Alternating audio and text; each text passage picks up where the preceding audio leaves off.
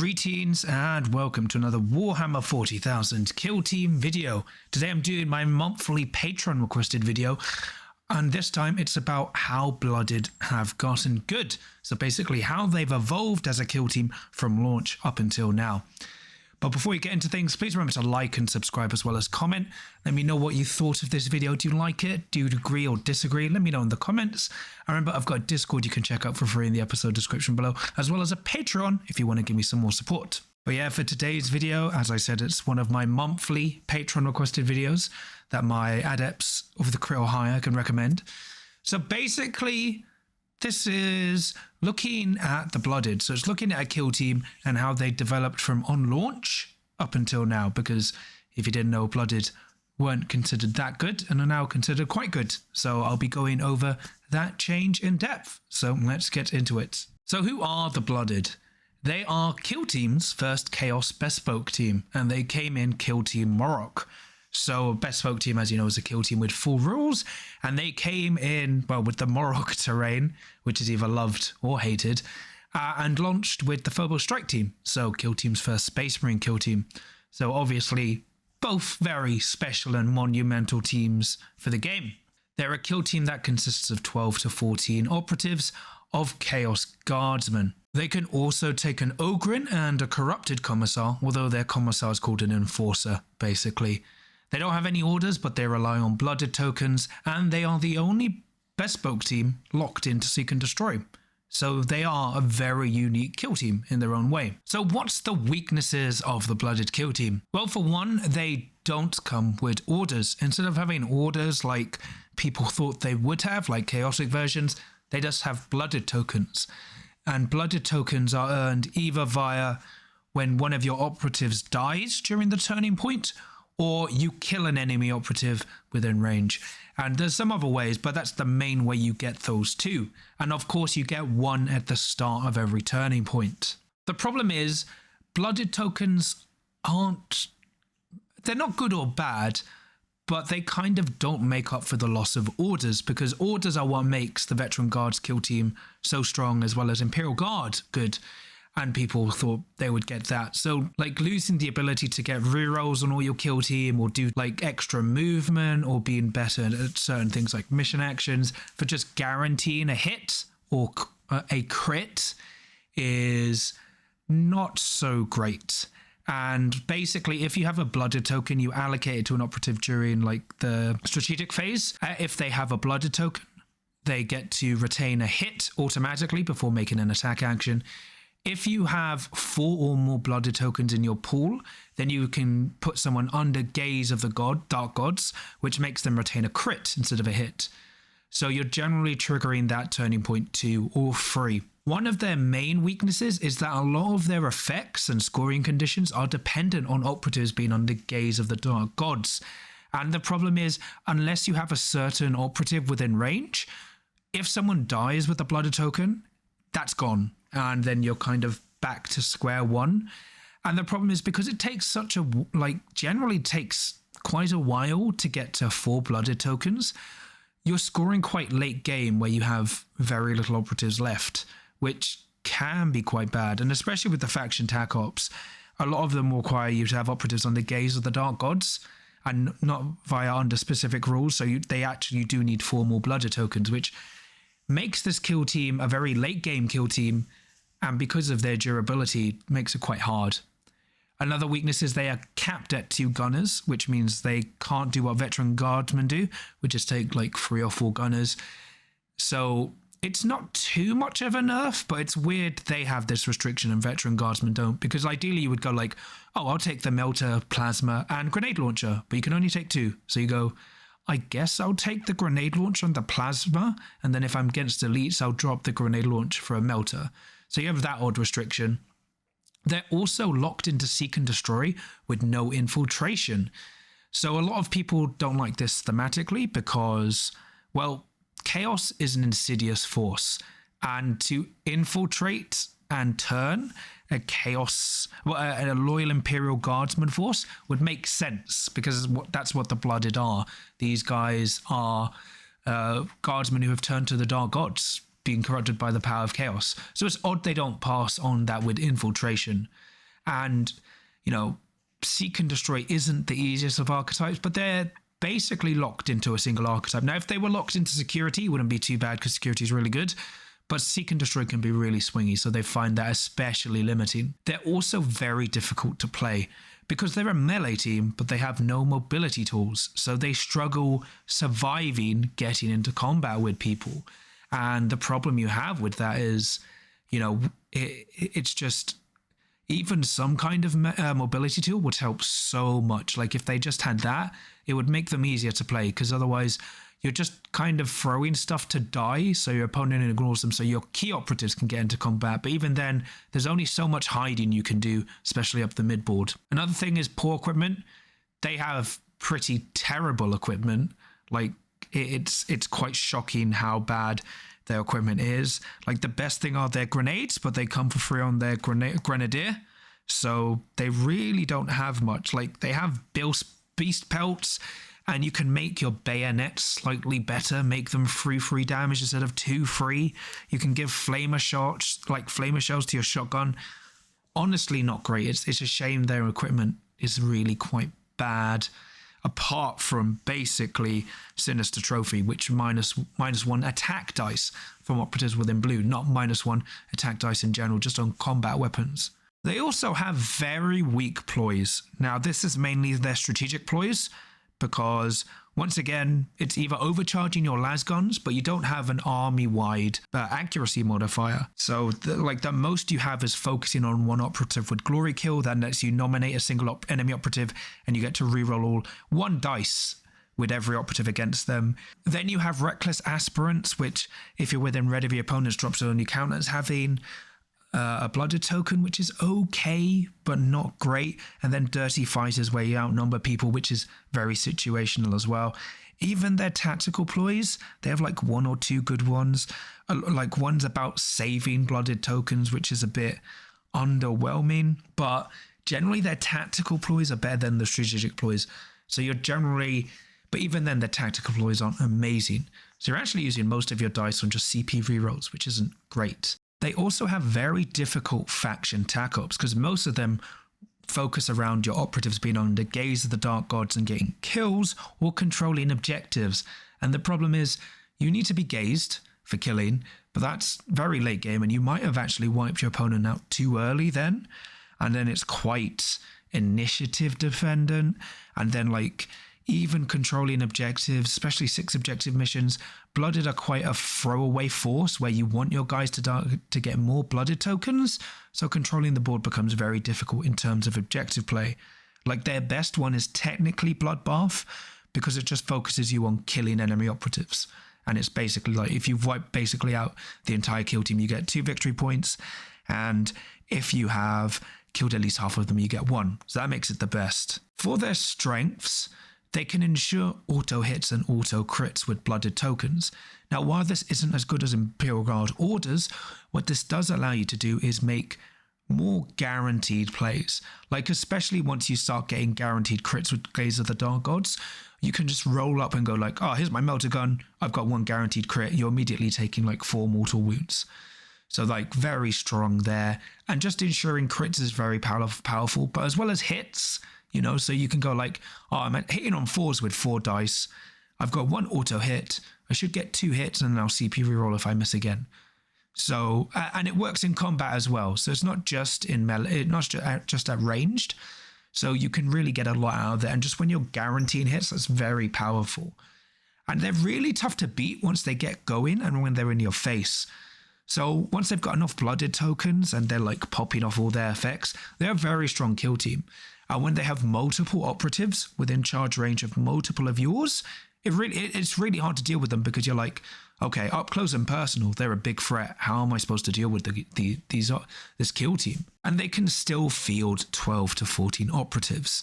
So that's quite large. I mean, generally, you're taking 10 operatives, the Ogrin, and 2 guardsmen. Because remember, the Ogrin and Enforcer count as 2 operatives each.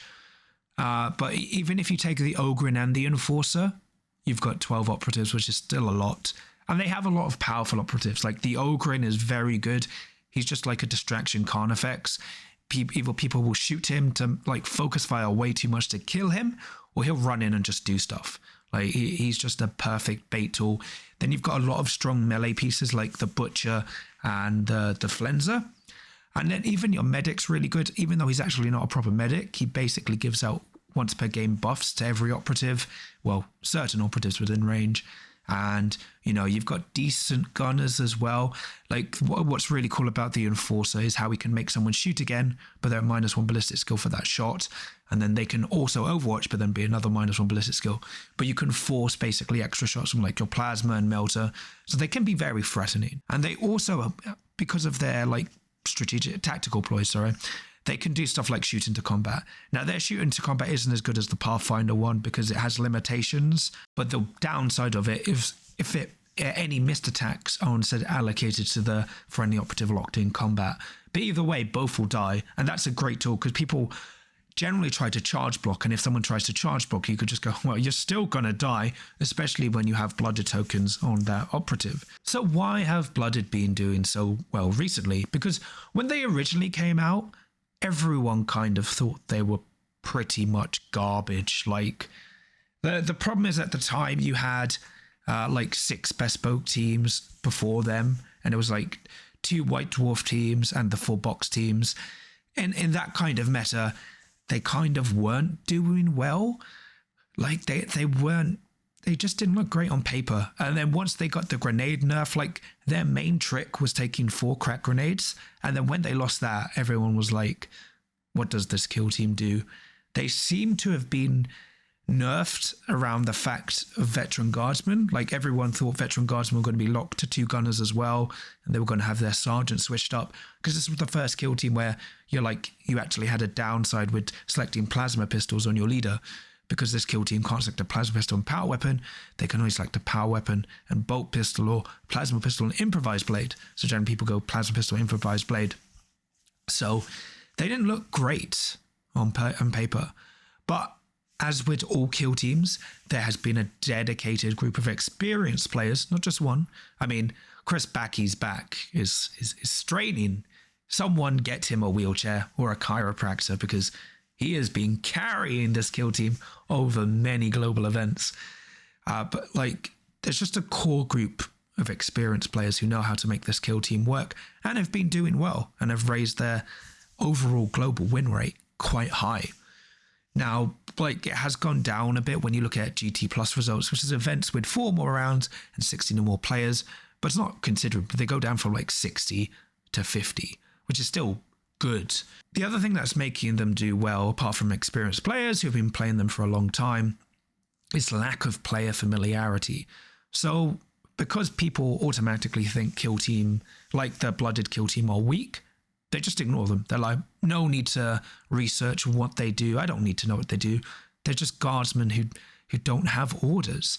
So when they play into them and a good player knows their strengths and how to use their tricks and you don't, they'll just beat you. They'll just beat you. It's like, it's with any kill team. If you are not prepared and don't know what your opponent's kill team does, you are generally going to lose that game if the opponent using them is very experienced, because they'll go, oh, you didn't know this trick.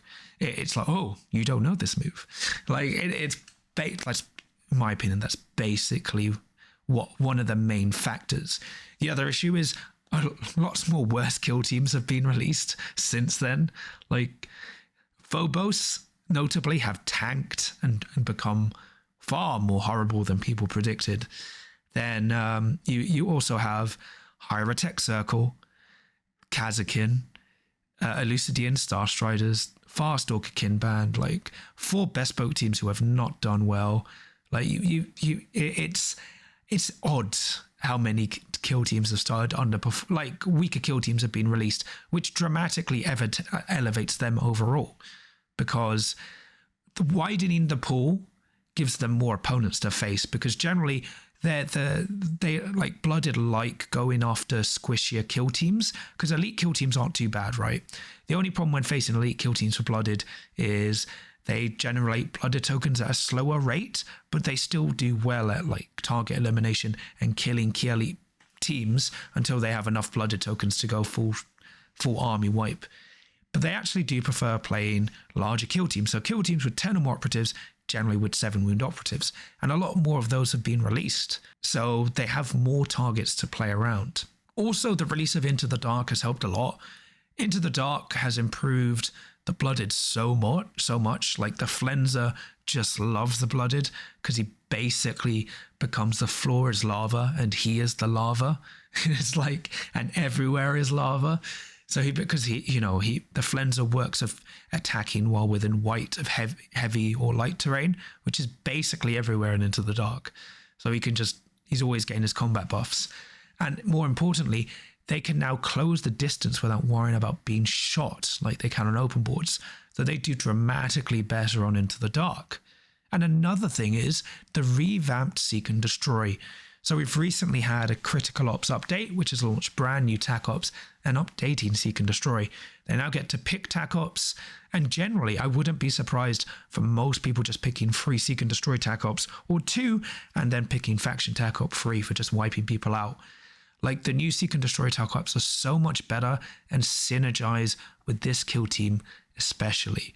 They are like the Blooded kill team excel at killing key targets, and a lot of the new Seek and Destroy TAC Ops will reward you for killing key operatives you nominate, which is very easy once you've got someone under gaze of the Dark Gods or just with a Blooded token. And then also the potential S-tier nerfs, right? So they don't like Pathfinders. They don't like a lot of the S-tier teams. So if those teams do get nerfs in the next balanced data slate, the value of the Blooded will rise up even more because it means they have less competition to deal with. And especially if some of those kill teams lose operatives or lose durability buffs, it makes it easier for the Blooded to kill them, sorry. So the future for Blooded is looking really good as well. I mean, I still think they need 1 or 2 buffs. Like, I would personally remove the Blooded, like, gunner restriction. I don't think they need that. And I would make them start with 1 additional Blooded cat token, just to help up against elite kill teams, namely Intercession and Legionary. And I think that's all they need. But they're showing that they're doing well at the moment. So maybe if that, like, correlates over to their faction popularity, that may do well in picking up them as overall. But that's mainly why they've been doing well and how they've improved a lot since they've first come out. So for the Blooded overview, yeah, they've become like a rising star of kill team, I would definitely say. Like even at the US Open, where Chris Backey came third with them, very, very impressive to do, especially with a long losers run. He did really well with them and beat a lot of tough opponents. Even now, they are a very, very solid kill team. And especially with the new Seek and Destroy changes, they are going to be exceedingly good, considering Seek and Destroy got a big buff. I mean, I still would like if they could take Infiltration. That would help them so much. And it would give them more dimensions to play because they're a bit one-dimensional. But yeah, they're a kill team that's improved a lot. And it's mainly because the core people who play them have been playing them for a long time and know their strengths. And I think one of the main downsides when I've been speaking to these players, like notably Chris, he says the problem is if you play the Blooded like they are Veteran Guardsmen, you're going to lose. Like if you play them as Veteran Guardsmen without orders, you're going to lose. And if you think they're Veteran Guardsmen without orders, when you're playing against them, you're going to lose. Like you need to play very aggressively with this kill team. Throw away certain operatives when you can, if it blocks off points or slows down your opponent. Because remember, when one of your operatives dies, it gives you a Blooded token if it's the first one during the turning point. So it does make you better. Like if they could take more Chaff Guardsmen to throw away, it would help, obviously. But they do have the tools. It's just the problem is you need to be able to balance being able to get into your opponent's face with enough Blooded tokens to do enough work until you unlock Gaze of the Dark Gods. So what I've noticed with the good Blooded players, they are very good at alpha striking their opponent's key pieces so they have an easier game, or by the time they've unlocked Gaze of the Dark Gods, they're in such a position where they've lost some operatives, but their opponent has lost too much to now deal with them. And that's not an easy thing to pick up. But I think it's reflecting in the overall stats, like the fact that we have way more bespoke teams now a lot more teams and a lot more squishier teams, which is what Blooded like playing into, into the dark has obviously helped them a lot as well. And I think as I've said before, the other main thing is lack of player familiarity. A lot of people underestimate them or ignore them. And if you do that for any kill team, it's a bad time. And especially with the level of Blooded players we have, even though they don't have a huge representation, as I said, it's just a core, like the players playing them are mostly really good. It's not one player, it's lots of good players. And I think that really shines when you've got a dedicated core group of players for a faction they clearly like or love. But I hope this makes sense. It's kind of an interesting look going back at kill teams that weren't so good at launch and now have turned out to be quite good. I mean, I might be tempted to do it for the reverse. Kill teams people thought would be amazing at launch and now have become horrible. Shout outs to Phobos. Really funny those two came in the same box. But yeah, I like how it shows kill teams can get better with time, like wine. But that's pretty much it for me today. Please remember to like and subscribe as well as comment. Let me know what you thought of this video. Did you like it? Did you hate it? Let me know. I'd be very interested to hear. And remember, I've got Discord. You can check out the episode description below, as well as a Patreon if you want to give me some more support. And I'll quickly shout out my patrons. So for my Adepts of the Crit, I have Samaru, Sam, NinjaLee83, Kenzie, John Thomas, Captain Murder, Dave, Daniel, Average Joe 27 and Adzik. And then for my Veterans of the Crit, I have Samja. So thank you so much for your support. It really means a lot to me and helps support the channel. And yeah, remember, this video today was nominated as one of my monthly videos by my Adepts of the Crit or higher. So I hope you guys enjoyed this video. But it's interesting, it was actually quite nice going over it. I would be interested for feedback to see if anything I've missed. I mean, I guess I could have included in like notable tournaments they've won, but I don't know that offhand. Like they aren't really winning too many events, but well, they are winning some, but it's like they're mostly just going like 3-1 at a lot of events, which is still really good. And like, it's just trying not to make this too long or too short. So I hope this was an enjoyable watch. As I said, this Saturday, I'll be at Warhammer World with a better voice. Like, it's getting better. So for the Kill Team tournament, so I'll catch you around there. Feel free to shout hi if you're there. I'll also be there on Friday. So, say hi. But that's pretty much it for me. So until next time, remember, no matter how well or bad your Kill Team ages, there's always hope as long as you can roll a crit.